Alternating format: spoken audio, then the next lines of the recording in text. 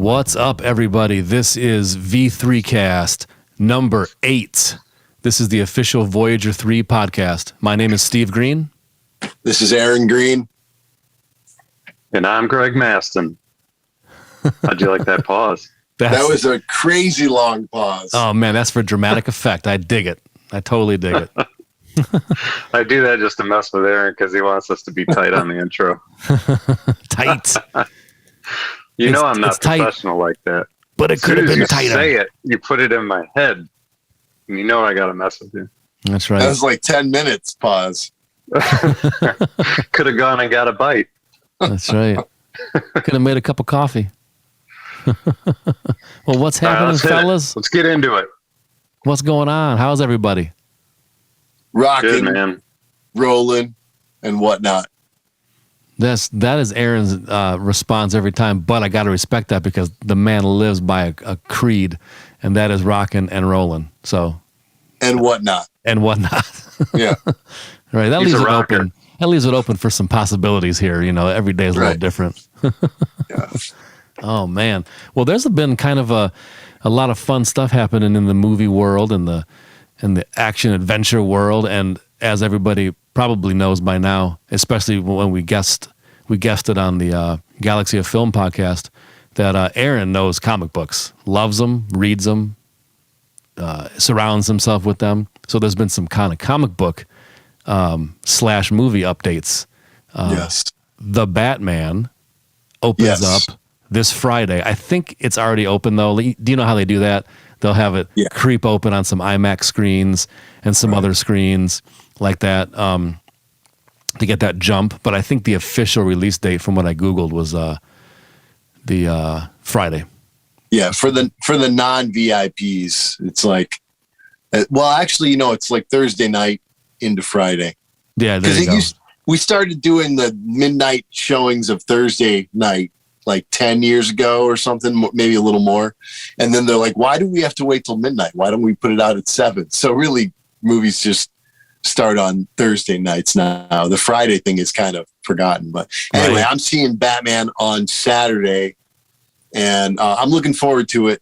It's, I've said this before. I don't think I've said it on our podcast, so I think I can repeat it. But for me, the top Batman is Christian Bale. As far as movies go, it's Christian Bale, Christopher Nolan. He's my favorite director other than Ridley Scott. Christian Bale's my favorite actor. Batman's my favorite character. So when those three elements got together, it was just the best for me. All 3 movies. I love the whole trilogy. I feel like it's just pretty much perfect. And so after that, I don't get up in arms about anything. Like when they cast Ben Affleck, I'm like, that's cool. That's fine. When they cast Robert Pattinson, that's fine. I'm not as passionate about it now as I was about the Christian Bale stuff. I'm a huge Batman comic book fan. I always have been. And but as far as the movies go, it's all Christian Bale for me. So I'm excited to see this new one, but I'm not like on pins and needles. Like, is it gonna, oh my God, I hope it's, like my hopes are way up or anything like that. It's just like, I'm certainly ready to give it a chance. If it's great, I'll be super happy. If it's not, I won't be very disappointed. But I'm hoping for a good movie, just like any other movie. But it's gonna. It looks cool. Definitely looks cool. When I saw the trailer, like, I don't know, what was it, a year ago or whatever? Right. There's been different kind of versions. Like I just looked at the very latest one like a couple days ago, and I'm pretty much in the same boat as you. The Christopher Nolan directed trilogy with Christian Bale starring as Batman. You can't touch that. It's just absolutely killer. But here's something that was interesting to me is I watched that trailer and I kind of went into it open-minded, like what you said. If it's not great, that's okay. If it's great, well, cool. There's more cool Batman stuff. But what I like about this is that I think it takes a smaller snapshot of the story, in my opinion, at least from what I could tell from the trailer.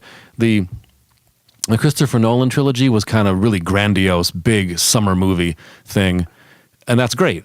I feel like, at least my impression is that this takes a smaller look at it, dials it back a little bit, and shows Bruce Wayne doing more work, more Bruce Wayne stuff that maybe the comics do more so than the films do. Like something that somebody said online, some reviewer talked about, like you get to see a whole lot of his detective work. And that's not really done so much in the films. I mean, they may touch on that a little bit, but apparently this one is going to really focus on that. So that'd be cool. That'd be a cool take to see that. And that's like more down to earth to me. And for me in particular, I was very much taken with the score so far. I've actually listened to it on streaming a couple times, and that's by Michael Giacchino, who's, countless awesome scores, all the modern Star Trek, the modern Planet of the Apes, Lost. That was, I think, maybe what really put him on the map, perhaps, was Lost. And he did Cloverfield. Right. Yeah. Also, a few of the last, newer Jurassic Park films. The list is really ridiculous if you look them up, and plus video game soundtracks. So anyway, this score to the Batman I've really been enjoying it, man. So I'm kind of psyched to see how the music lays in with the footage, as a composer that we all are. To me, that really hit me. So I'm curious to see it for that reason as well. But the trailer looked cool. Yeah, what do you think about that, Greg? I'm probably a little more cynical when it comes to Batman. I don't know. Like, I think I said this somewhere else. It just seems like they keep making the same movie, and I'm sure other people have said that before me. So I'm not, thinking that this is a profound statement, but it just always seems to be this origin story. Like Aaron, if you look behind Aaron, I don't know how many of those comics back there are Batman stories. It just seems like they could have found something else, right?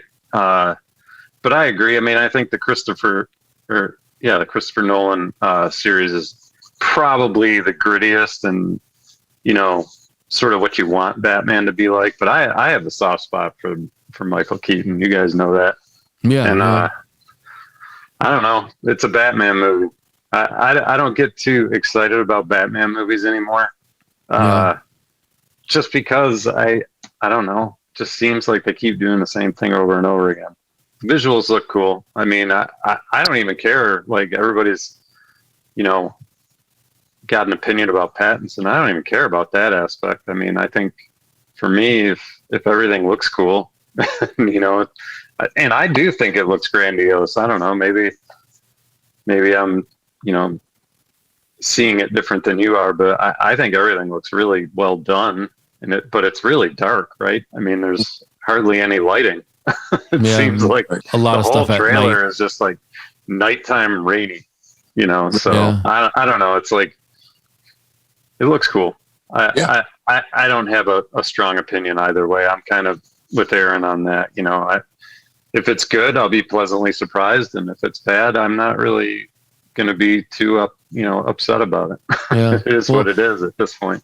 Here's one thing that I'm keeping in mind, because I do share that same thought with you, that like, how come it always has to be the origin story over and over again, and how many different ways can you slightly tilt the basic premise of how Batman became Batman? So my hope, I guess, is that maybe the origin story part of it, because I don't know what the movie's about, actually. I haven't read, anything that gives away plot or anything like that, because I want to, when I see it, I don't want to have a roadmap already made for me. But if there is origin story, hopefully that's only a small part of it, and then it gets to some cool new story or arc or something, whatever is going to happen. I mean, who knows?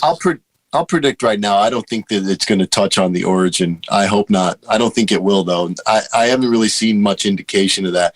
I think what you're getting that vibe is because he's younger in this, and this is kind of treating him as a younger guy, more like starting out, sort of, or at least earlier in his crusade. But I don't think they're going to get into the origin. I certainly hope not. We'll know in a day or two. That's right. I'm not sure when I can see it, but I know, Aaron, you're going to be first out of all of us, so you'll be able to know the answer to that very soon. Yeah. Only one of us has a Batman tattoo. That's right. That's very true. Right there. It's not me. So very true. All right. Well, I forgot to ask you guys before we started I know, talking I was about just the about to Batman. say, man, you So really we can do it dragged right out. now. Thirsty. What are y'all drinking? Yeah, I feel like we can't take a sip before we talk about what we're drinking. I We'll know. give I've it been away. just staring at it. It's getting warm over here. Dig it. All right, Greg, what do you got, man? What's getting warm over there? Aaron, does this look familiar to you? Yes. Oh, yeah. Awesome. Yes. So Aaron gave me a 12-pack of Leinenkugels Snowdrift Vanilla Porter because he can't drink anything that has flavor in it. It can't have coffee or vanilla, and he doesn't like porters. No, I don't. No think. chocolate. I don't want chocolate in the beer. Yeah. So I got a whole 12-pack of this. So I figured I better do one tonight. Get it out of the way. But it does fall into the category of my favorite type of beer, which is free beer. Oh, there you go. Right. So, cheers. That is the top of the list. Before flavor or type, it's free or not. Cost above all else. There you go, man. For sure. Official. Oh yeah, he's drinking my beer. Hazy. Yeah. Oh, this is one of Greg's favorites. He told me about this a while ago, year or two ago. And what a font. Reminds me of being at like an old time Tigers game. I was just going to say exactly. baseball all the way for sure. Yeah. Now, is that because it says Hazy on there? And remember on a past V3 cast, you were drinking the Eddie Van Hazy beer. Is that the same thing, just not with the Eddie Van Halen branding on it, or is it a different animal? Well, there's a bunch of people doing hazy IPAs. They're also called like any IPAs, or it basically just means like they're unfiltered, I think. And I'll probably have some beer experts correct me in the comments. Feel free to do that. Unfiltered? What's it got? Chunks of beer in there, or what? There's chunks in it. It actually is it like oatmeal? It actually does. And there's a really popular one in Michigan called M53. And when you pour that, they even, like, if you go to the bar, they'll like roll the can on the bar a few times and then pour it into the glass. What? That sounds more like a cinnamon roll, Pillsbury cinnamon roll tube than a beer. What's going on? Well, it gets all the sediment off the bottom and gets it up into the beer. So when you pour it into the glass, it's really hazy. Oh, wait a minute. See, I can relate to this because ginger beer has the ginger that settles at the bottom. So I give it a light upside down wiggle for a few seconds, not too much because it is carbonated, but you got to mix it up in there. And then I open it. So, hey, I'm right with you. I get it. Aaron, you see what happened there, right? You won him over. No, Steve was full on making fun of me. Right. Come to find out. No, he's to doing be truthful with you, this ginger beer. I wasn't making fun of you. I just would really love some cinnamon rolls right now. That's really what I'm projecting on you, Greg. Do you have any? Are you going to make some? I don't have. If I had some, I'd be firing the oven up after this podcast, but I don't. I think I'm going to make some. I'm going to go make them from scratch. Oh my God, you're going to be rolling dough with a rolling pin in the middle of the night. Hey man, whatever it takes. Right. Oh my goodness. Dig it. What are you drinking, Steve? I have one of my old standbys, man. I can't always be fancy, so I have my white Monster. I love this flavor of Monster. It's my go-to. It's really good. How many episodes out of the 8 has Steve been drinking that white Monster? Right. 4 of them or something. Yeah, I think half. I really do think so, but it's so good. All right, so let's cover a little bit of Voyager 3 news right now. We have some stuff happening that's very cool. We're very anxious to get back out to the world, and we're going to be doing that this summer. We have 2 conventions so far that we're appearing at. The first one is Astronomicon 5, and that is April 22nd through 24th at the Burton Manor in Livonia, Michigan. And Astronomicon is badass. Twisted puts it on, and it's top-notch, pro-level, all the best guests and vendors and all that kind of stuff. So we're going to have a table there all weekend, kind of selling our stuff, signing stuff. We're not playing live at that one. But the next one, which is Motor City Nightmares, happening July 29th through the 31st. That's at the Sheraton Detroit, or the Novi Detroit Sheraton, sorry. Same thing. We're going to have a table there, selling albums, T-shirts, signing stuff, but we're playing live on that Saturday the 30th at their after party. So after the convention shuts down for that night, they open up this other area, and there's a bar, and it's cool stage setup, lighting, and everything like that, and we'll be playing live. So we'll be playing songs off New York Ninja and all of our other albums, Doom Fortress, Audio Synthetic, and War Mask. So not to be missed. And both of those conventions have their own websites. We'll put them in the links below in the description. You can buy tickets and all that good stuff. And Motor City Nightmares just announced their very first guest, and it is none other than Mr. Ken Foree from Dawn of the Dead and many other things. So that's going to be cool, man. I'm gonna have him sign my Dawn of the Dead Blu-ray straight up. Nice. It's going to be great. I'm going to bring my Dawn of the Dead record. Yeah, straight up. That's going to be great. Yeah. Another fun thing that we're doing is all through the month of March, we're doing free United States domestic shipping on all orders over $35 in the Voyager store, Voyager3store.com, VOYAG3R store.com. We have all kinds of stuff in there. So check it out. And if you were waiting to get any of our albums or the new New York Ninja soundtrack that we did, this is a good time because you save on that shipping if you live in the contiguous United States.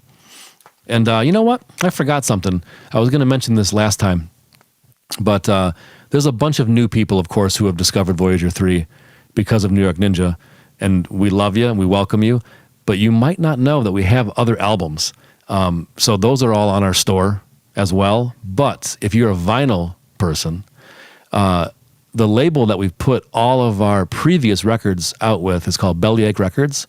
And Scotty over at Bellyache Records right now has a bundle of all of our previous 3 records in black vinyl. So you can save money on the shipping, and there's even a discount for buying all 3 at once. So check out bellyacherecords.com, and you'll be able to get all of our previous records if you're new to us because of New York Ninja. Isn't that right, gentlemen? That's right. Bellyache is where it's at. That's right. Yes, send Scotty to the post office. Scotty's been dying to hit that post office more with more orders, so send him there. Yep.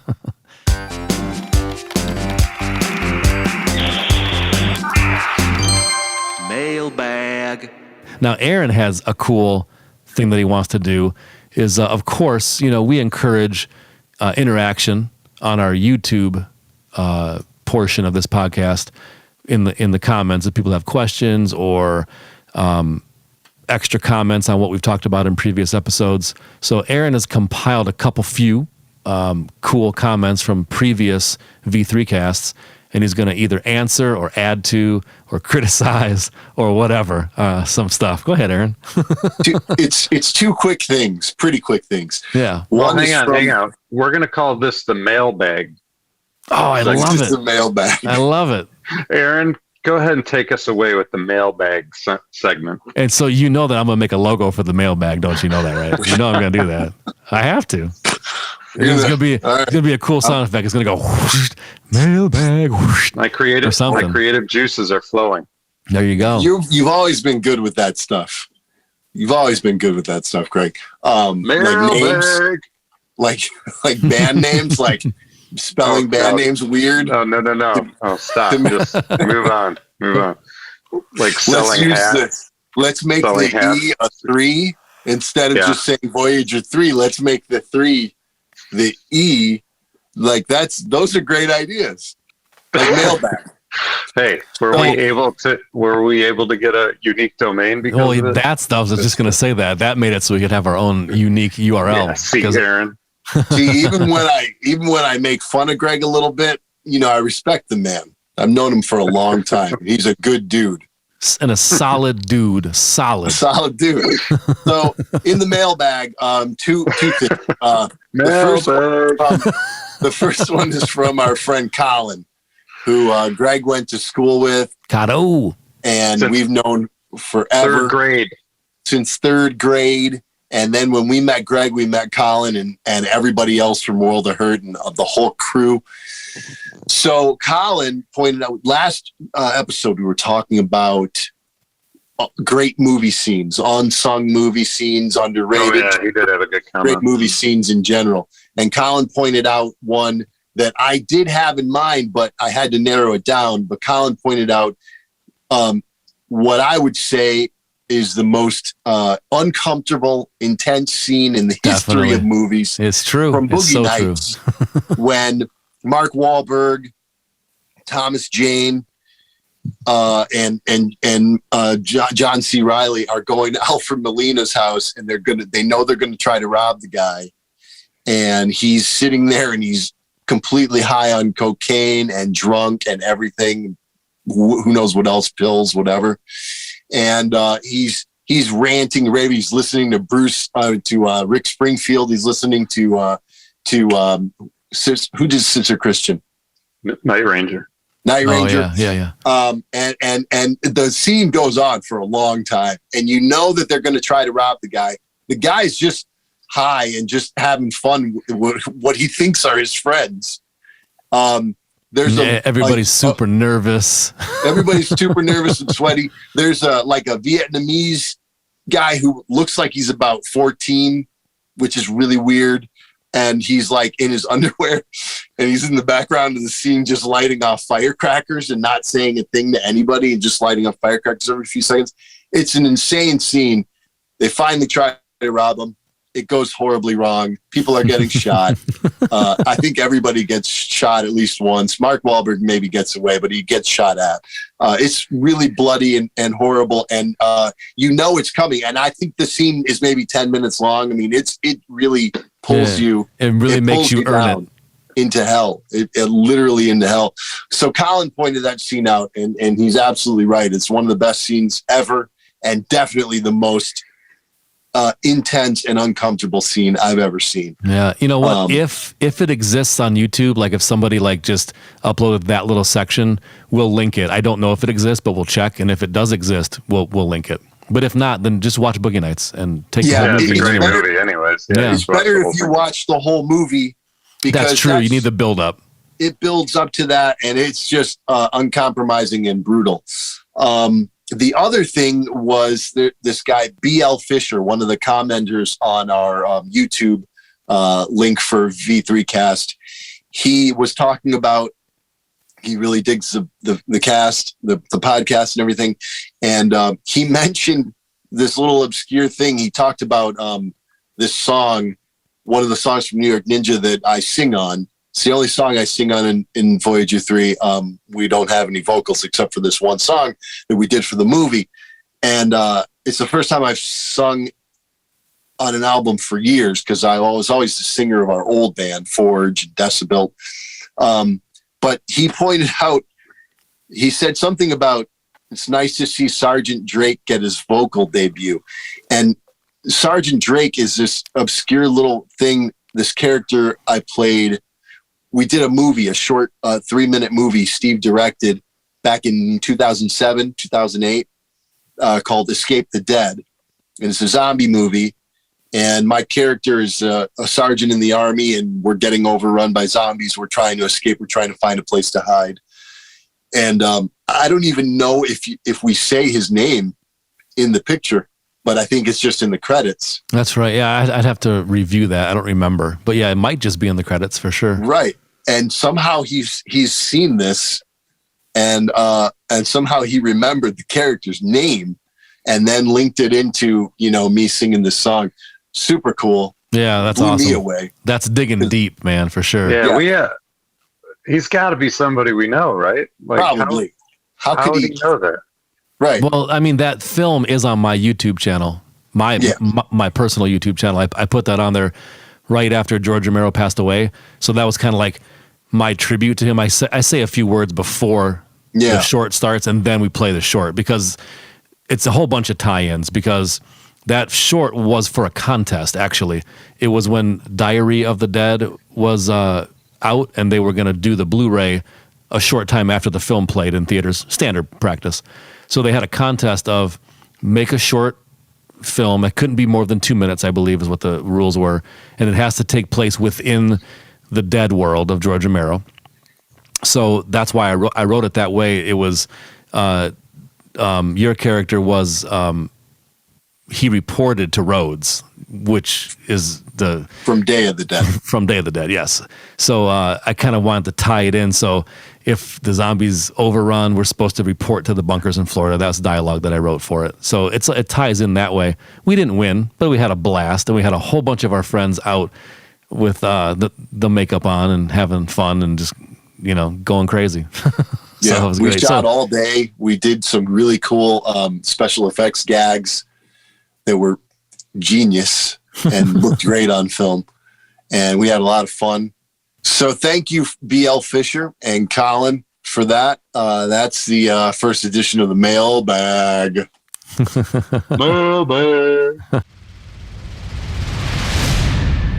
One thing I wanted to mention that we forgot about in our news section is, man, go see New York Ninja at the theater. I know that Vinegar Syndrome has been selling the Blu-ray, and it's beautiful. It's this wonderful box magnet closing clasp set with the booklet and the Blu-ray and all this art. But if you can see it in a theater with a whole bunch of like-minded ninja kung fu film fans, grindhouse type style fans, go do that. On our website, we have all the showtimes of everyone that we know about. So if it's anything in your area, go check it out. Greg and I actually drove up to Howell to the historic Howell Theater and saw it there. A whole bunch of us. It was a super great time. Go see it in the theater. It's a whole different animal when you do that. Yeah, that whole thing sort of snowballed. I kind of made a game time decision. I'm like, man, they're playing it in Howell. I should go watch it in the theater, right? I got to, right? It's in Howell. It's not that far. Yeah, anytime it's close enough, we'll probably go. Yeah, so I asked my brother right away. I was like, well, what do you think? You want to go watch this movie? And he's like, yeah, I'll go. And he was real quick to answer yes. So then at that point I was like, it's on. Yeah, I told my mom it's playing, and then now my mom's going, so it just spiraled into this thing where a bunch of my family decided to go and watch it. And it was at that theater in particular is really cool. Steve mentioned it's the historic Howell Theater, and this guy Tyler runs it. I think he owns it too. And it's the perfect kind of theater to see a movie like that. I mean, you can tell by the way the place is decorated how much this guy loves film. So just a really cool venue, and props to him for showing taking a chance and showing that movie. And it was cool because, like I said, a lot of my family wanted to see it, and what better way to watch it than in a theater like that. That's right, really with cool. the popcorn and everything. Also. Yeah. Kudos to the historic Howell Theater because they have many coffee choices. I decided to get a coffee. They pulled out this tray of Keurigs, and man, there was 8 choices. I don't even know what I want. So I think I went with a breakfast blend. It was delicious. The next segment that I wanted to talk about was a all-time favorite band of ours. I think all 3 of us share this love for Orange 9mm. They were a band in the 90s from New York with kind of New York hardcore roots. Wonderful band, man. I mean, they played so intense live. They to me, they were one of the bands that kind of upped the bar for a live show. So much energy, and the music kind of went hand in hand with that same energy, and it was just wonderful to see them live. I love the records. I have all of them. I love seeing them live. I got to see them every single time they came to Detroit, so I'm very happy for that. But what I wanted to mention is a label called 30-something Records overseas has been reissuing at least 2 of their albums, Tragic and Pretend I'm Human, and I happen to have both of them. So I wanted to just mention that, because if you like this band, or even if you've never heard of them, go check it out. They're on all the streaming stuff, so you can kind of get a taste for what they do. But all the art has been kind of reimagined from the original art on the album. So this is the Tragic vinyl album cover. Looks good. Yeah, absolutely. And then What color did you get? I forgot. I think black. Let me see. I totally forgot. I see a white and a purple. I got that kind of Nice. goldish, mustardy, clouded Nice. with gray in there.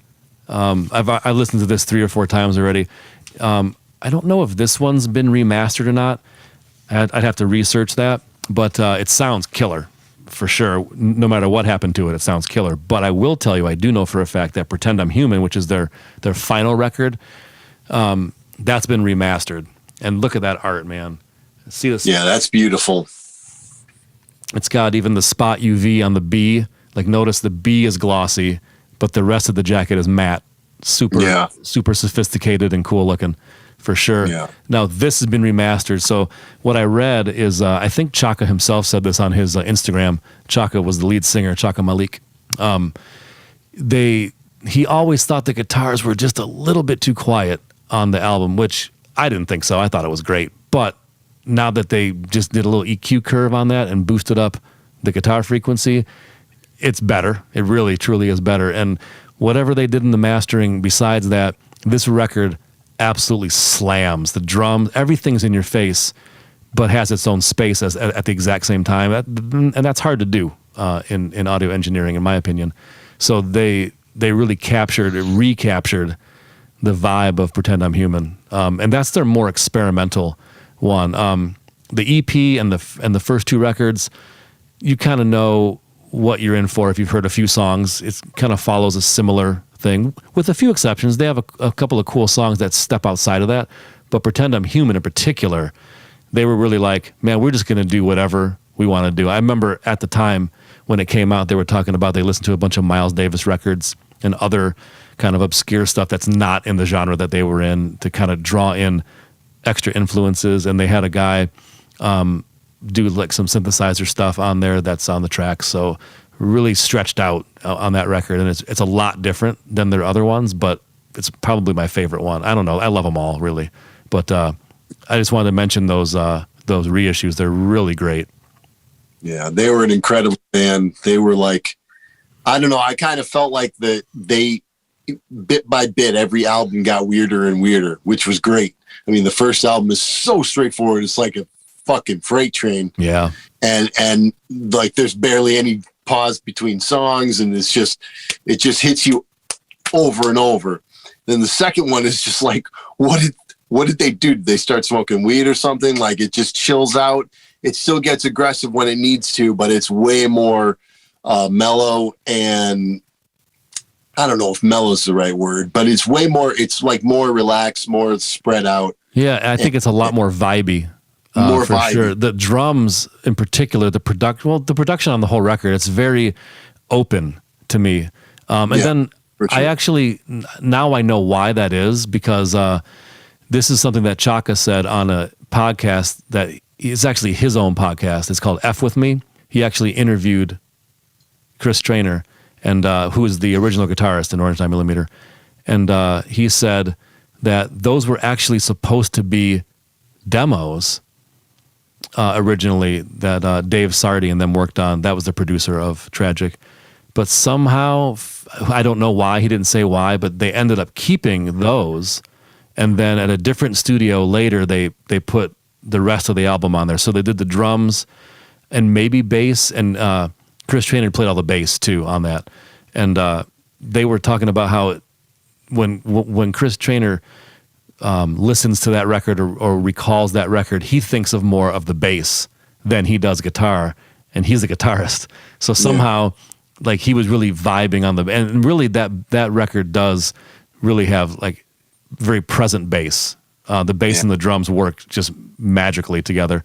So it's funny that he says that, because now it kind of reinforces like my impression that I had all these years, and now it's coming right from the horse's mouth. So that's pretty cool. But so that was supposed to be kind of demo-y, but I guess they just loved. I mean, I'm speculating as to why they kept the quote unquote demo. Well, because the feel was off the charts. I mean, compared to the first one, it had the more swagger.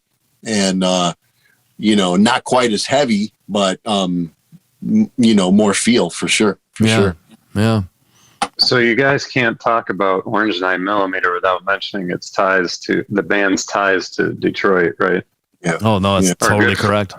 Our good friend Matt Cross is the drummer in Orange 9mm, but he's been the drummer in a million great Detroit bands.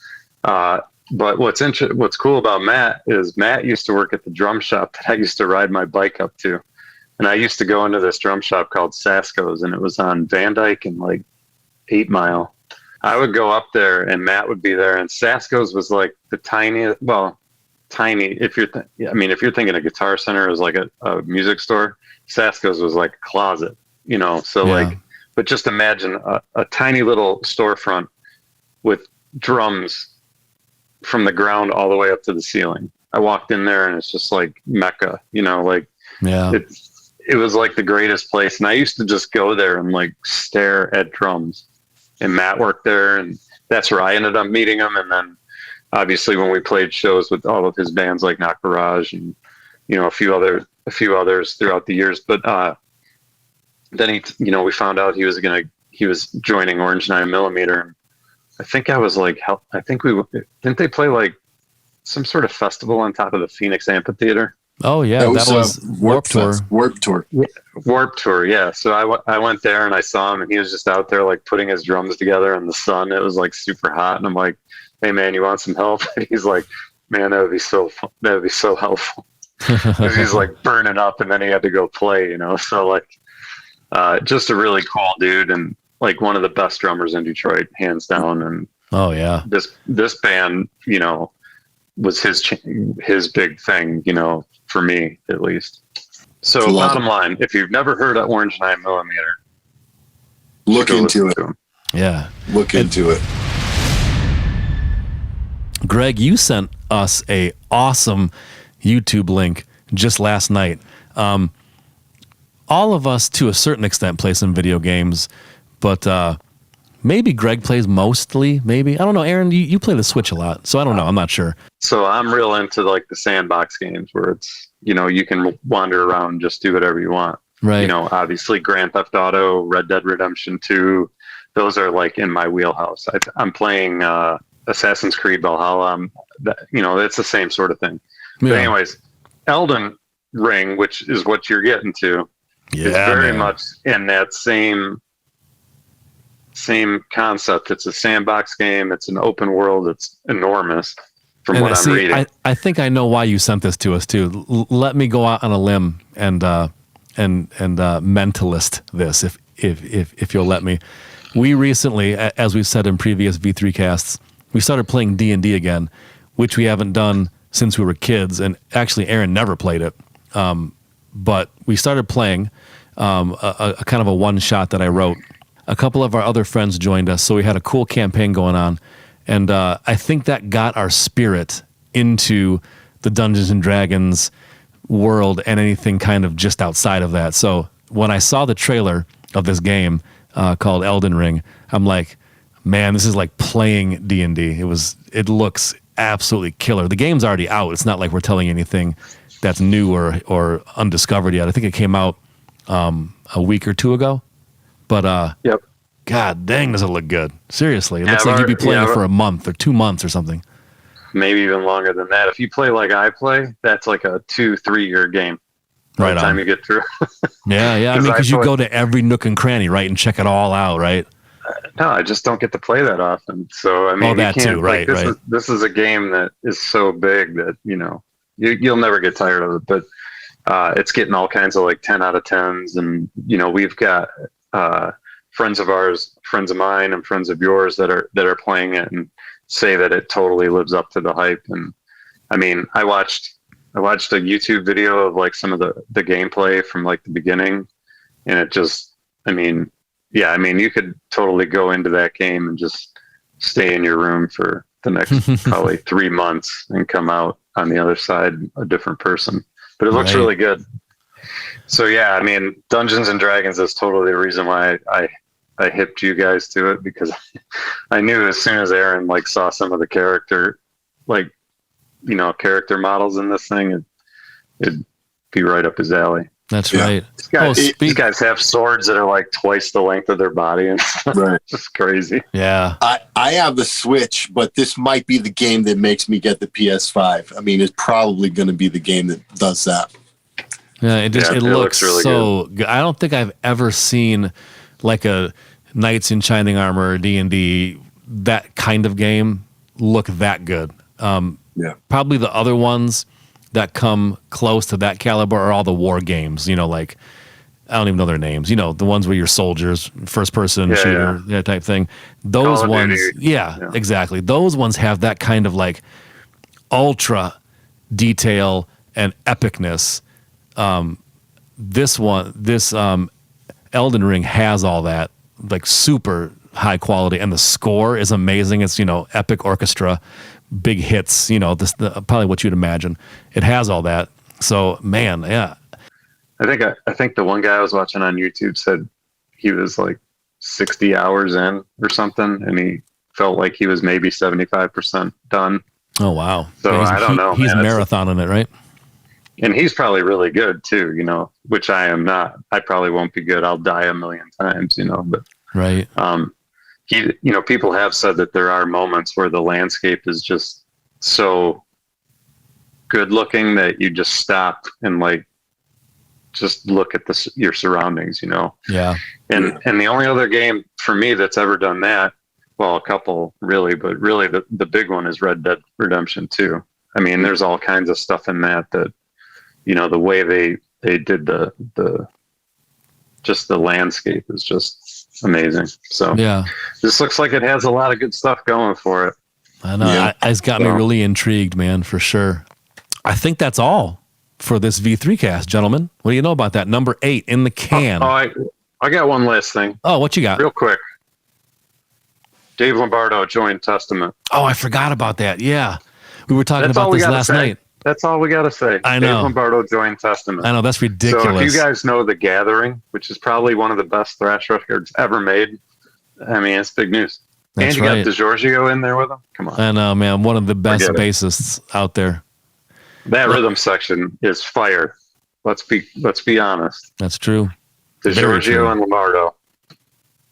There's a video of Dave Lombardo from, I think his drum tech shot it, and it's when they were playing Yankee Stadium, and it's like the very first song of the Slayer set. Oh, I saw that. That's the awesome. camera's like backstage, and Dave's like off to the left, like sort of hidden, and he's just like kind of doing some real chill stretches, and then he just walks up there and crushes. All right, fellas. Well, let's recap it real quick. We talked about the Batman coming out. It comes out this Thursday at 7 p.m., right? Or traditionally Friday, however you want to look at it. It comes out this weekend. So go see it because it looks pretty good, man. The music sounds great, and maybe you'll like this take on Batman for sure. We covered some Voyager 3 news, some convention appearances that we're doing, and the sale at Voyager3store.com, which is free domestic shipping on any order over $35. So pick up some stuff if you've been waiting to. Aaron and Greg introduced the mailbag segment where we respond to some viewer comments and questions or critiques or whatever they are. Maybe you're even going to give us a cinnamon roll recipe. I don't know what you're going to do, but it's all good. We talked about one of our favorite bands from the 90s who just recently put out some reissues on vinyl of their albums, Orange 9mm. Check them out for sure. They're killer. High energy, great grooves, and just, razors. It's great. It's great stuff. And we talked about Elden Ring, this new video game that's kind of like playing a video game of Dungeons and Dragons. Basically, there's spells and swords and dragons and fire and all kinds of great stuff like that. It looks absolutely off the chain. So if you're a gamer and you like that kind of stuff, the trailer looked great. Look it up. We'll have a link for it in our description. That's about it. Until next time, listen to the New York Ninja soundtrack, go see the Batman, and have a great time. This is Voyager 3 signing off, V3 Cast. Until next time.